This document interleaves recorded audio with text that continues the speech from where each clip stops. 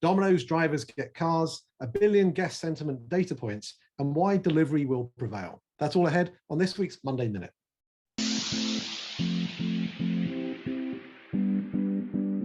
Monday Minute works like this. We're going to ask each other 5 questions about headlines that have caught our attention around the worlds of restaurants, off-premise, and technology that in some way connect back to our book, Delivering the Digital Restaurant. Are you ready? Let's go.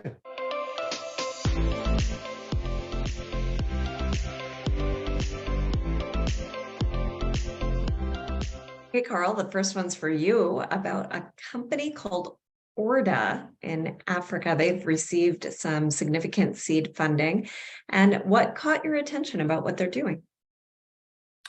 You know, Meredith, one of the things I love about what we do is the exposure we get to amazing things happening in restaurant tech, not just here in the US, but around the world. I'll answer your question about Order in a second. When I was in Dubai a few weeks ago, I met a guy called Chris Swiden, who's the CEO of Yumbi, which is a South African-based 1PD platform that's helping restaurants in over 6 countries over there in Africa.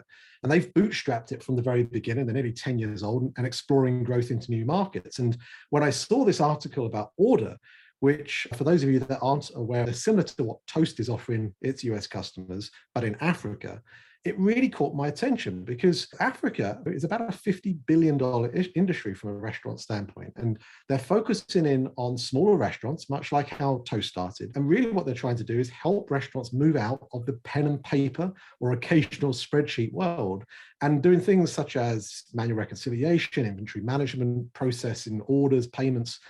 And it's great to be able to see how the world is moving along on this journey towards more technology, because everywhere in the world clearly is going to move in this direction sooner rather than later.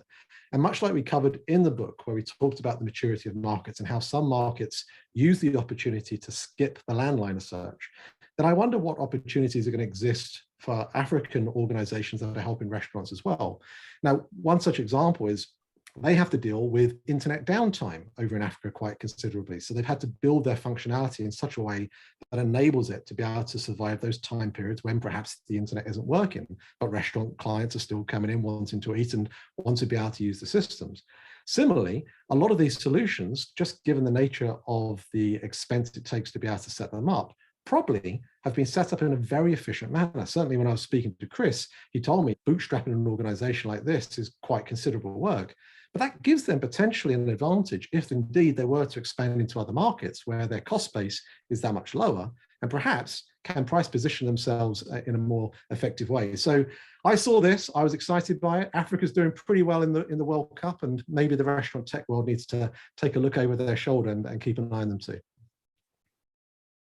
Okay, second question, Meredith. Domino's, always a big friend of ours here in the delivering the digital restaurant world. I hear their drivers are now moving away from mopeds to cars. What's going on here?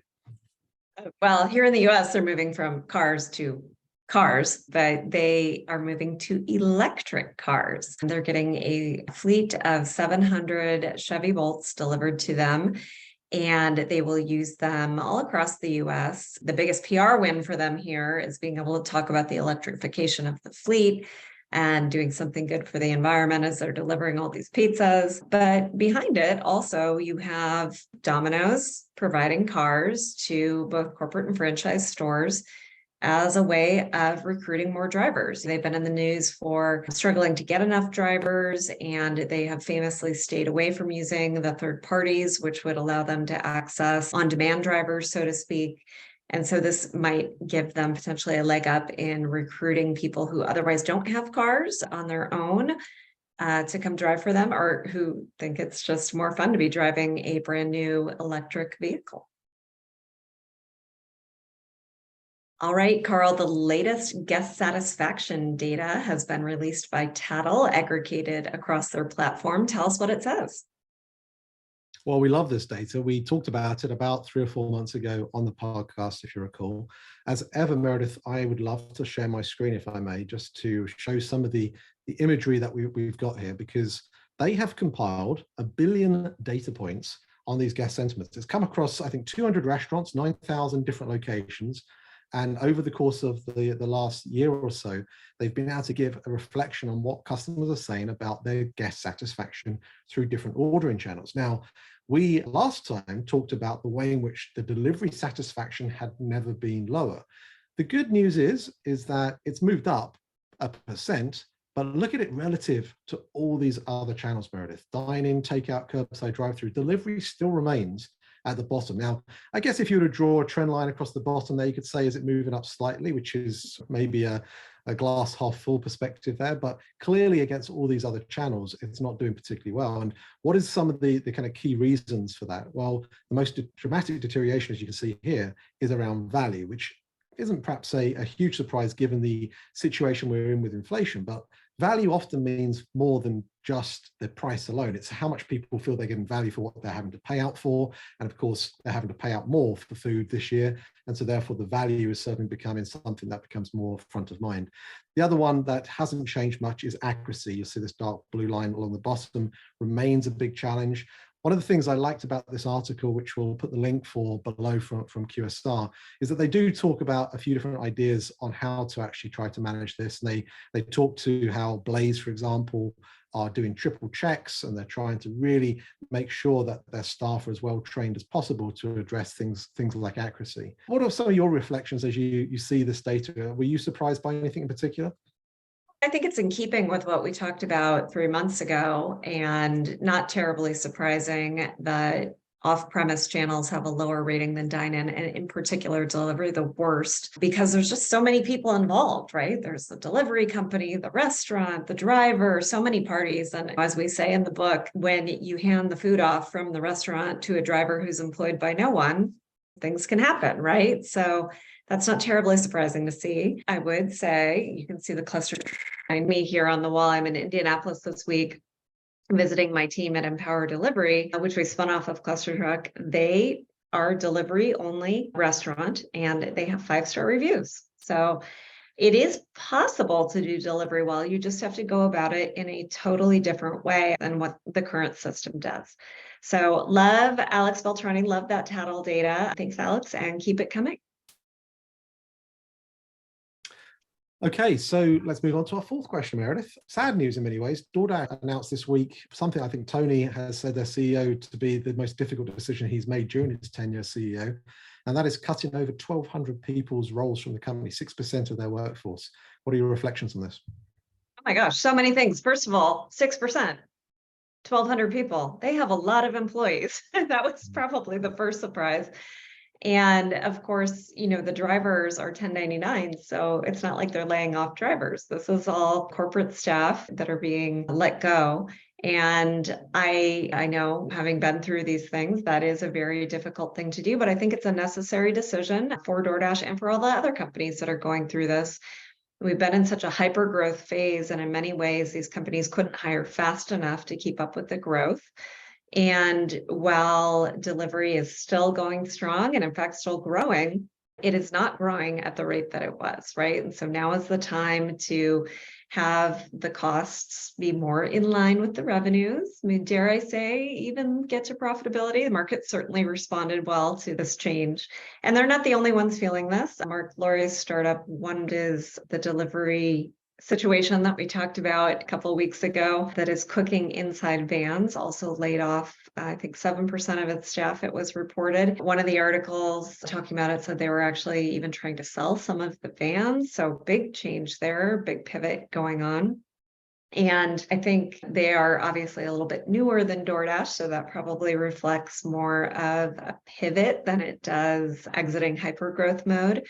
But there's just an era that we're entering of responsibility and driving to profits and things that were maybe not as relevant 3 to even 1 year ago, as the startups were really chasing aggressively the changing consumer behavior. It does seem to be a reflection also of just the demands that the venture community put upon these companies, right? You see these amazing companies with great valuations, and it often is those that seem to be coming out with the news associated to their layoffs. And it's that balance as ever about how fast do you grow relative to the investment you're getting. So I know we're big believers in delivery. Shake Shack CEO came out and agreed with us. He said delivery will prevail through a recession. Talk a little bit about why he thinks so. Well, Lisa Jennings from Restaurant Business Online, I wrote this article, Meredith, and the first line is brilliant, which is, don't underestimate the pull of the couch. And I love that. I think it's great. And of course, she's referencing Randy Garuti, the CEO of Shake Shack, during a presentation at the Eat, Sleep, Play conference in New York, where he was saying, look, delivery is going to stand up to recessionary pressures. He says customers are willing to pay for convenience. It's not like you're going to see them canceling their Netflix subscription and things like that. And even though we are getting these challenging news articles about the way in which layoffs are affecting a lot of folks, I think what they're experiencing at least is continued growth. You know, they signed up with Uber Direct, which is the kind of Dash Pass equivalent, I believe, in March of 2021, and their order volume through the app increased 70%. Now, perhaps you could argue Shake Shack point towards higher income customers based on their offering, and they have said that they have lost traffic from some of the lower income diners. So there clearly is a change that they're having to accommodate within that. But I think the news when you hear a CEO from a company as renowned as Shake Shack being so supportive of delivery, seeing the fact that they have something like 36% of their sales now coming through digital channels, it tells you that they certainly are putting their eggs in the delivery basket. And I'm sure many other restaurant groups are doing much the same. Okay, well, look, that is it for this week. Meredith, it would be remiss if I didn't congratulate you on your 2 awards this week. Digital Disruptor, Power Player, look at you go. Very impressive. Well done, you. I know. Well, good job on your award. I don't know why I got 2 and you got 1, but here we are. I'm excited. I don't have the boss picture. You have that boss picture. I need to. That's what it is. I mean, it's dominating QSR's front page right now. So we need to update your headshot game, I think. That's what it is. Well, congratulations again on that. Thanks again to Business Insider and to QSR for our recognition in that regard. And for those of you that have got any questions, any comments about this week's Monday Minute, we'd love to hear from you. We will be doing a special edition of Monday Minute in the weeks ahead, because we're going to look back on the 2022 predictions and have a thought about what's coming up in 2023 as well. Keep tuned for that. But in the meantime, thanks for listening, and we'll speak to you again soon. The Monday Minute is available for you to follow and subscribe wherever you listen to your podcast. Watch us on YouTube and follow us on all our social media Learn.Delivery channels. Thanks for listening.